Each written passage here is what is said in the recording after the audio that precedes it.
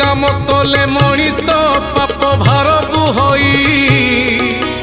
पचारती एबे गरुड़ प्रभु दियो बुझाई पाप ताप कोप कथाटी पक्षी राजन शुण गोटी गोटी करी कहती प्रभु श्रीनारायण केउ कर्म कले अचिरे हुए धर्म नष्ट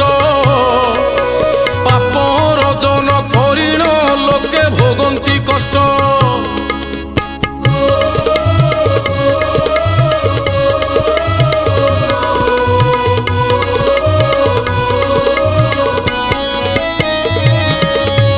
परधन प्रति मनरे जीए आशा रखती जानी सुनी से ही प्राण